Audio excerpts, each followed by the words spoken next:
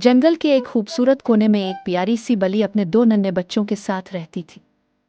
इसका घर मिट्टी से बना हुआ था और उसने इसे हरे पत्तों और फूलों से सजाया हुआ था। बली अपने घर और बच्चों से बहुत मोहब्बत करती थी। वो रोज अपने घर को साफ रखती और बच्चों को प्यार से संभालती थी।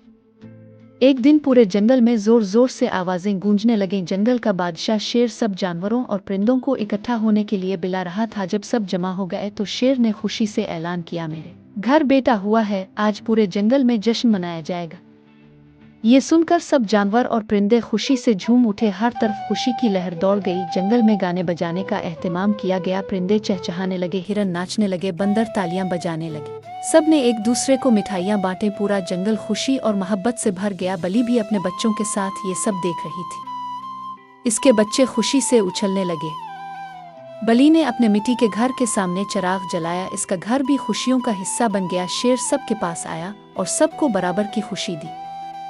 किसी के साथ कोई फर्क नहीं किया गया। शाम होते होते जश्न पूरे जंगल में फैल गया। हर जानवर के चेहरे पर मुस्कुराहट थी। बली ने अपने बच्चों को सीने से लगाया और दिल ही दिल में शुक्र अदा किया। वो खुश थी कि वो भी इस खूबसूरत जंगल का हिस्सा है।